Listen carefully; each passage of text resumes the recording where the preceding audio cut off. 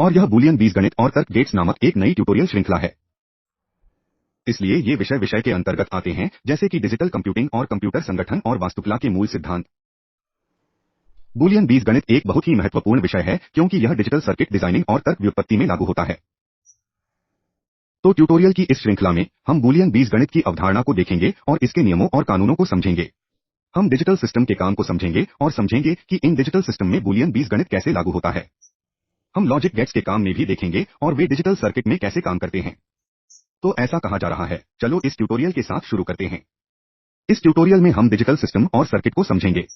आप बूलियन बीजगणित की अवधारणा देखेंगे और इसके कुछ नियमों को सीखेंगे। तो आइए समझते हैं कि डिजिटल सिस्टम या सर्किट का क्या मतलब है। डिजिटल सिस्टम या सर्किट एक सिस्टम जो डिजिटल संकेतों के साथ कार्य करता है। अब डिजिटल सिग्नल असतत संकेत हैं। आमतौर पर केवल दो अवस्थाएं होती हैं, जो उच्च अवस्था और उच्च होती हैं। अब डिजिटल सिग्नल असतत संकेत होते हैं, जिनमें आमतौर पर केवल दो अवस्थाएं होती हैं, जो उच्च अवस्था और निम्न अवस्था होती है, जिसे आमतौर पर क्रमशः बाइनरी 1 और 0 द्वारा निरूपित किया जाता है। तो चलिए मैं जल्दी से आपको डिजिटल सर्किट का एक उदाहरण दिखाता हूं। ठीक है, इसलिए जैसा कि आप देख सकते हैं कि पहला आरेख एक एनालॉग सिग्नल है, जिसका अर्थ है कि यह वक्र जो मैंने अभी खींचा है, वह एक वैकल्पिक धारा है जो 5 से 5 वोल्ट तक भिन्न होती है। अब इसे एनालॉग सिग्नल कहा जाता है। अब डिवाइस डिजिटल सिग्नल पर काम करता है। जैसे आपके स्मार्टफोन, लैपटॉप में यह वेवफॉर्म होता है। इसे डिजिटल सिग्नल कहा जाता है। अब एक डिजिटल सिग्नल में केवल दो मान होते हैं, जो 0 होते हैं, और एक जो आमतौर पर 0 वोल्ट से मेल खाता है और एक उच्च वोल्ट से मेल खाता है। उदाहरण के लिए इस मामले में 5 वोल्ट।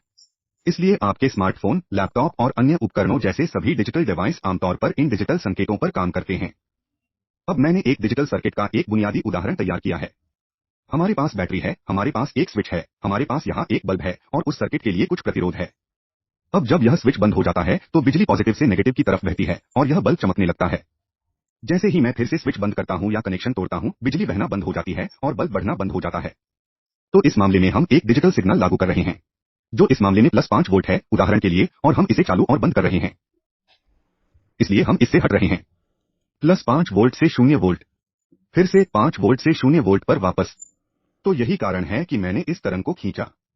तो अब जब आप समझते हैं कि डिजिटल सर्किट क्या है और डिजिटल सिग्नल क्या हैं, तो आइए बूलियन बीजगणित की अवधारणा को समझने के लिए आगे बढ़े। बूलियन बीजगणित की एक शाखा है, जिसमें चर के मान, सत्य और गलत होते हैं, जिन्हें आमतौर पर 1 और 0 द्वारा निरूपित किया जाता है। यह पहली बार 1847 में जॉर्ज बूले द्वारा पेश किया गया था। बूलियन बीजगणित का व्यापक रूप से डिजिटल इलेक्ट्रॉनिक्स और सिस्टम के विकास में उपयोग किया जाता है, और यह न केवल डिजिटल सिस्टम पर लागू होता है, बल्कि सेट और आंकड़ों में भी उपयोग किया जाता है। वास्तव में यह किसी भी प्रणाली पर लागू किया जा सकता है जो दो राज्यों पर काम करता है, जो एक दूसरे के विपरीत हैं। उदाहरण के लिए चालू और बंद, खुला बंद, सही और गलत आदि। अब चूंकि डिजिटल सर्किट आमतौर पर केवल दो संकेतों या दो राज्यों पर काम करते हैं, इसलिए हम समीकरणों को प्राप्त करने के लिए बूलियन बीजगणित अवधारणाओं और नियमों और कानूनों को लागू कर सकते हैं। हम आगे के ट्यूटोरियल में समीकरणों को देखेंगे। तो अब जब आपके पास बूलियन बीजगणित और इसकी अवधारणा के बारे में एक अच्छा विचार है, तो आइए बूलियन बीजगणित चर के कुछ नियमों पर एक नजर डालें। बूलियन बीजगणित में चर में केवल दो मान हो सकते हैं, उच्च मूल्य के लिए बाइनरी 1 और कम के लिए बाइनरी 0। एक चर के पूरक को एक ओवर बार द्वारा दर्शाया जाता है। अब पूरक विपरीत है, इसलिए 1 का पूरक 0 होगा और 0 का पूरक 1 होगा। तार्किक या ऑपरेशन को चर उदाहरण a प्लस b के बीच दर्शाया जाता है, इसलिए हम इसे a या b के रूप में पढ़ते हैं, न कि b के रूप में। यह जोड़ के समान है, लेकिन एक मामूली भिन्नता, एक तार्किक और ऑपरेशन है।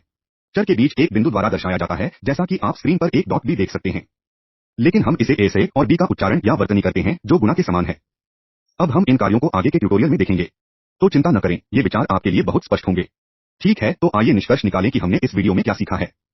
हम समझ गए कि डिजिटल सिस्टम और सर्किट क्या है। हमने बूलियन बीजगणित की अवधारणा को देखा और इसे डिजिटल सर्किट में कैसे लागू किया जाता है। हमने बूलियन बीजगणित के कुछ नियम भी देखे, जिनका उपयोग हम संख्यात्मक हल करते समय आगे के ट्यूटोरियल में करेंगे। तो यह इस वीडियो के लिए है, दोस्तों।